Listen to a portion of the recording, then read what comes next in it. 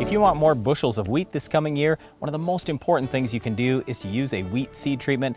But here's the thing, there are a lot of different products out there, a lot of different types of products. It gets kind of confusing, so that's why we wanted to talk through these things today. Let's analyze each component of many of the seed treatments that are out on the market today, because as Brian mentioned, there are so many different products out there that it's tough to say, well, this one is always better than this one. That's simply not the case. So I look across all the seed treatments out there. I look at fungicides, I look at insecticides, and I look at many of the biological products that are out there that have been proven to add more yield in your wheat crop. Let's start by talking about those biological products. Now, one of the ones that I've been using for many years, and Brian and I have used this on our farm, is Quick Roots. When you think about Quick Roots, a lot of people think, well, that's a corn seed treatment, isn't it? No, Quick Roots can be used in multiple crops, and we've seen really nice gains, especially in winter wheat. We've seen better gains in winter wheat even than we've seen in spring wheat. Now, when you think about those gains out in your field, where are you going to see them? What we see is more nutrient uptake, especially in the fall, if you get some good fall growth, and we see a better root system because we're getting more root hair development. So when you dig up some wheat plants and do some side-by-sides on your own farm, I'm confident you'll see the same things that we've seen on our farm and many others. We're getting more root growth. Yeah, another one we've been testing here over the last couple of years, used it a lot on our own farm, has been Nutricycle, but there are just so many different ones that, again, we would encourage you, talk to your dealers, see what other people have had for success in your area, and try some things out. Maybe try 2 or 3 different ones on your farm, see what gives you the best result.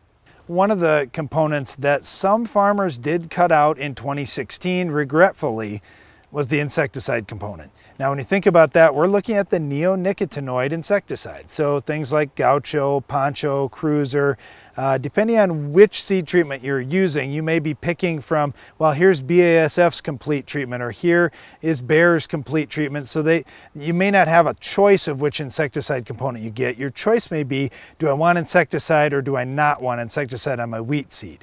Well, we're seeing a lot of wireworm pressure, especially in wheat growing areas in our country.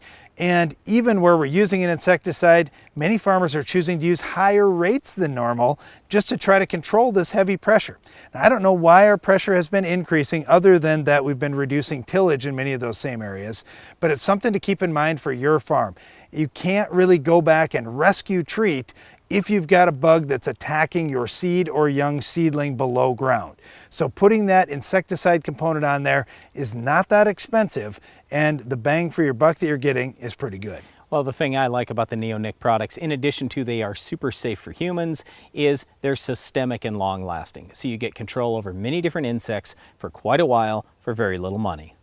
The last component seems to be the base of all these seed treatments. It's the fungicide package. A lot of farmers would say, you know, I don't know if I can afford biologicals this year or insecticide this year. Again, you have to look at return on investment on those things, and I think it's pretty good.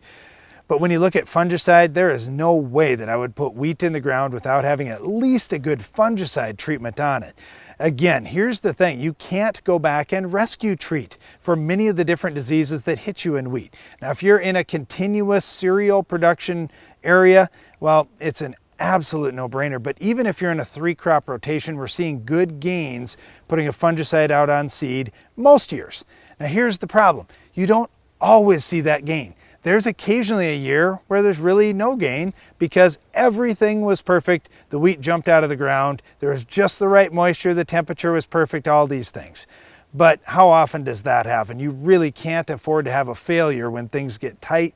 You've got to put a fungicide on your seed. Darren mentioned a little bit earlier, we've seen more luck out of the biological products on winter wheat than spring wheat. That's going to be true for insecticide and fungicide as well, simply because winter wheat has to survive the winter. You have better winter survivability if you have less disease, you have fewer bugs feeding on that plant, and certainly if you have a more healthy root system.